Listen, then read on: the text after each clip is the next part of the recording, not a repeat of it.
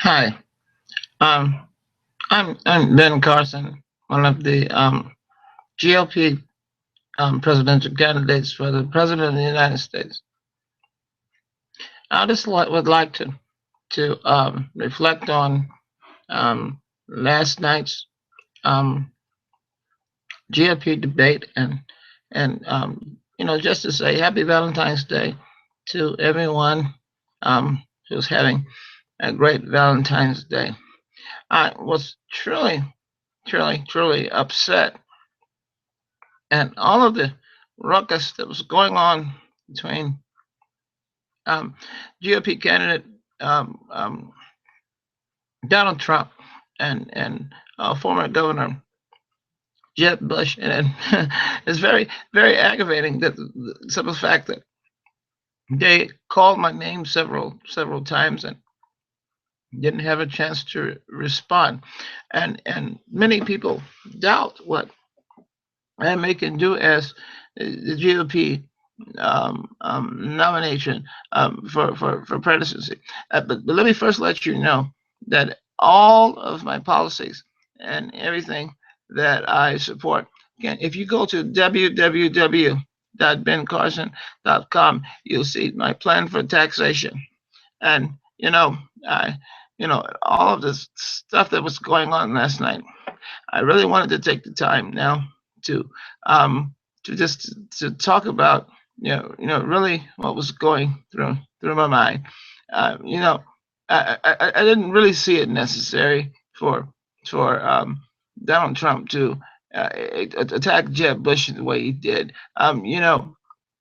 It's been many years since we've had a Bush and the White House, and it's very unfair for Donald Trump to attack Jeb Bush and the way he did, and they just called my name so many times. I don't even know why I didn't get a chance to say anything, but I'm taking that time now to say what I really want to say, and I want to say to Donald Trump, if really had have been the young man that I was when I was 14. When I was 14, and I was very volatile. Maybe I probably would have tried to hurt you, but I've changed. I've changed, and everybody has to change for the better. And I'm just really surprised that Donald Trump would have the courage enough to say that it's because of George Bush that the World Trade Center is not now standing. And really, you know, since I'm in the privacy of my own home and I don't have to worry about anything happening to me, I really want to say what I think. First of all, Donald Trump, before you can attack anyone, you first need to attack your hairdresser. The little toupee you have on the top of your head that you've been combing backwards for so long. I personally, when I watch you on TV, when we're not doing debates, I laugh because I figure out that one day that that toupee is actually going to fall off. I don't care how much money you have. I don't care, how rich you are and how many places you have. And on the Vegas Strip, there's no money in the mountain of the world that can stop the embarrassment of losing your hair. And second of all, I just want to clarify. I'm a very soft spoken person, and like I said before, I haven't always been that type of person. If you know the story, like I said, when I was 14, I was very volatile. But those times have passed me now. I'm a doctor. I'm a doctor now. Of course, you know me, Ben Carson, www.bencarson.com. But what I really want to talk about is something that I have not touched on really. I, been asked questions about foreign policy, what I would do, and as far as for the new Supreme Court justice, and again, my condolences goes out to the family, to Maureen and his 9 children. It is very tragic to see someone's passing, and I really do feel I agree with Jeb Bush. I agree with Mr. Rubio, Mr. Ted Cruz, and Mr. Ganesh, and of course the other young man, Donald Trump. That I don't really feel, as most of us don't. I don't feel that President Obama should you know um, vote for another um, Supreme Court justice. But since we're here and we're by ourselves, I will say that I will renege on that. I very much do want our president, President Barack Obama, to have the privilege of doing so. And I can say that in the privacy of my own home. I was wrong for saying that he was asinine person. I'm very I should really talk about myself, but it's not time to do things like that. Today is a time of love, and it's not a time of hate, because today is Valentine's Day, and and so, and then there's other things that I want to touch on. I want people to really know my personality, and like you said, I have to keep reiterating. I'm a very quiet person, but I remember as a little child, my grandmother, she um, grew up in a Pentecostal church, if I remember correctly, and we would go to, I believe, the Church of God in Christ, and I love the Church of God in Christ, and I believe in the Lord, and I believe in all those things. But I want you all to know, um, um, it doesn't matter how quiet a person may seem. And I'm reminded. Yes, I'm a doctor too, and so I do have some education. So I did read the scriptures, and I did read the Bible, and I was reminded of time. I believe in the book of Genesis, where um, Joseph began to have dreams, and he told his brethren, and he believed that what he told his brethren, what his dreams were, that his brethren would become excited for him. But and yet they plotted to kill Joseph, and it's very ironic. I believe I've told my dreams, and I believe that all of my brethren have come to kill me. But I'm going to strive. I'm going to keep on. I'm going to keep on. I'm going to try and just be the next president of the United States. So I want you to just start now to practice to say, if I could be the next president of the United States, and to all those people on Meet the Press and all the other political outlets, you have a tendency to want to say that a person is doing something that they're truly not. And I'm taking this time now to do all the talking that I'm doing, simply because like I said, Jeb Bush and Donald Trump were at it so much last night. They called my name one or two or three times, and I didn't have a chance to really speak like I wanted to. But back to the issue of the weapons of mass destruction, weapons of mass destruction. I truly believe that Donald Trump, and going as far as he did to say that the reason for the mass destruction for the trade building in New York City to be down was because of George Bush.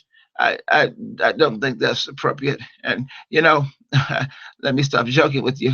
I don't even think I'm proper for the candidacy. Let's just be true. I just think I should stay a doctor, and I should not just I don't know. I don't understand. Maybe I need to go back to Baltimore, where I came from, because I truly want to admit here that the Washington D.C. is not for me. I and just to say very jokingly, and be very honest with you, I hope no one's watching, but I did vote for Barack Obama, and I supported his policies, and I adore his family, and the way that he handles family business, and Michelle Obama, she's been very effective, first lady of the United States of America. And I'm just humbled at the fact that I did have the opportunity to have the debate and to be up there with Mr. Mark Rubio and Ted Cruz and again Mr. Trump. I just can't just stop messing with Mr. Trump now because before first of all, Mr. Trump, if you're watching, I want you to know, I just want you to know that money can't buy you love. It was a song, yes, by the Beatles, and again, once again, the favorite group, Blackstreet, Terry Riley, he redid the song, but money really truly can't buy you love. And first of all, Donald Trump, you have to learn to be more sensitive to the people of America is thinking. Right now, you're using such profane words, such words that are not even in my vocabulary. And I just wanted to take this time to say what I have to say. And just to let you know, Valentine's Day. I won't say who I gave my Valentine's Day to. That's just my business. But I really wanted the people to know that Ben Carson is a man that truly believes that he can hold the office of the presidency, even despite the fact that I may not understand any of the foreign policies where we stand on national security and what we should be doing about organizations and things of that sort. I don't believe I stand alone. I believe Donald Trump, I believe he's just as ignorant as I am. Really, to be frankly honest with you, I don't even know why I'm in the presidential candidacy in the first place. Maybe it's because I think that I'm one of those GOP black candidates that can beat Barack Obama. But of course, I don't think I really can. But I'm just here because I just have the time. I just wanted to have the time to talk.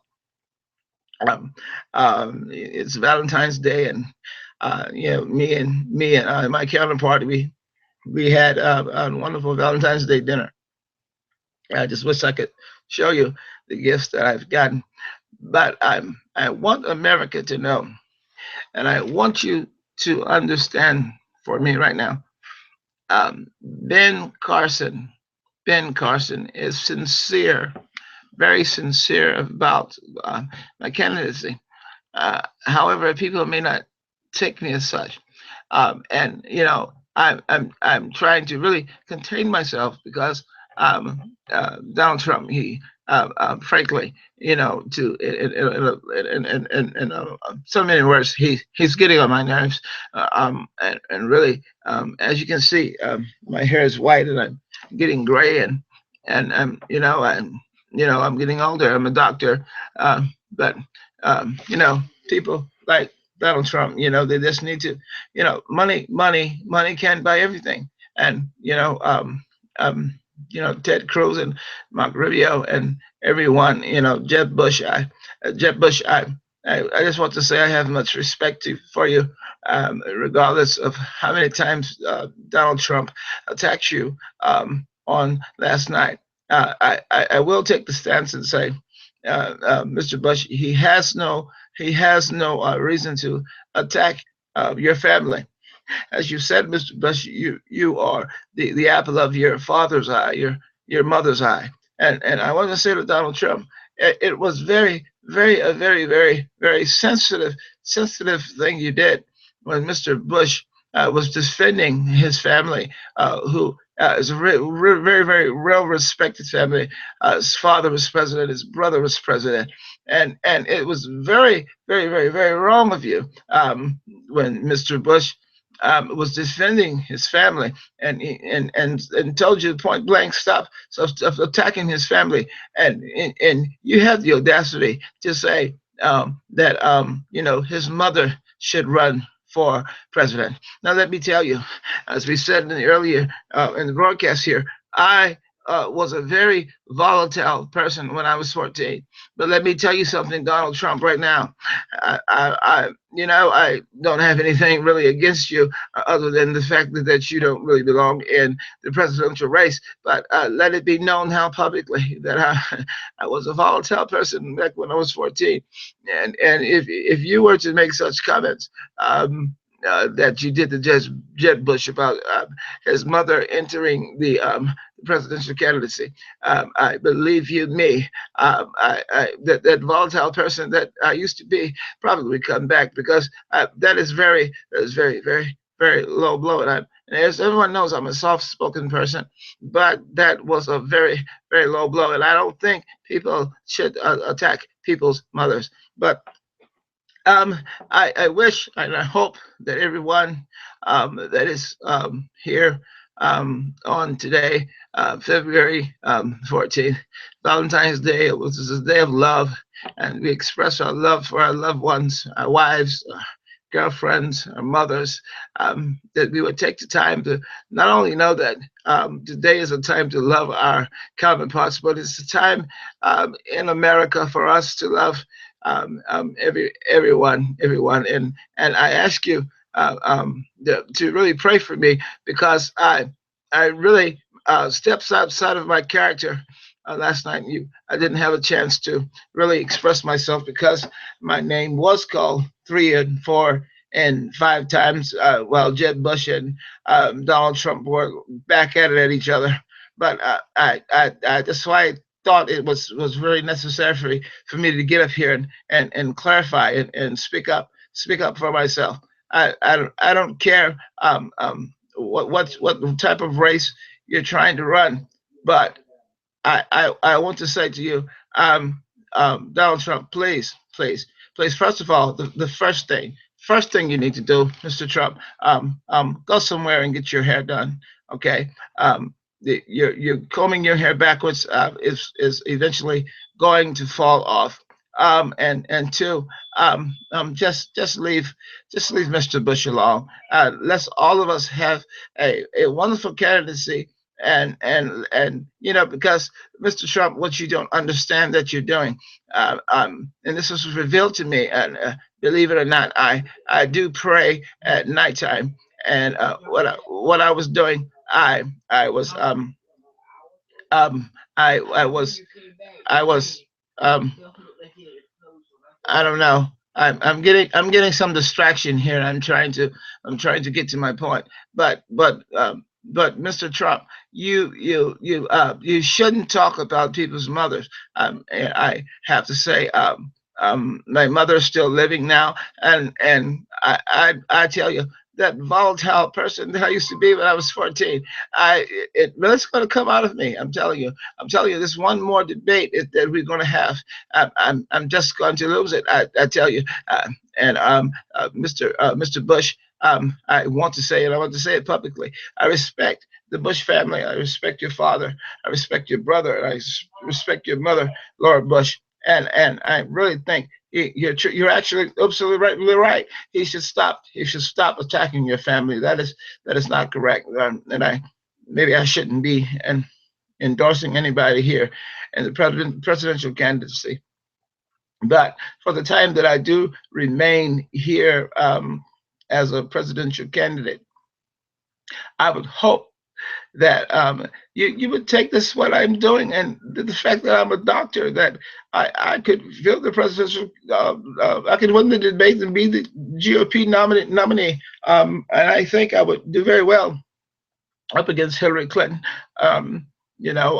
She has some things against her now, the emails and the Benghazi situation, but that I believe if with through God all things are possible. Don't tell anyone I said that. Maybe it's improper to say, but that I want you to know. And in closing, to just love everyone this on this Valentine's Day, and you know, just keep me in prayer because I see myself turning to that volatile 14-year-old that I used to be. I don't really want to get in depth to what really happened, but but that was really a low blow, Mr. Trump. To tell Jeb Bush that his mother should run. But once again, thank you. Um, and there will be more intimate conversations like this for myself, which I will come to the public in private, since I'm only called on one or two, three times in a debate, and I don't really get to answer or say anything. So I would take the opportunity to do some from the privacy of my home. Right now, I'm living outside of Baltimore, and I thought maybe I would come to you in private. Well, I have to say goodbye. Like I said, this is Valentine's Day, and I hear the wifey calling me, and she had prepared me a meal. And maybe it'll bring my spirits up, and maybe I'll stop thinking that I was that 14-year-old volatile person, and I won't think of what I really want to do to Donald Trump. So I thank you, and I appreciate you watching me on today, and there will be more broadcasts such as this. Thank you, and bye bye.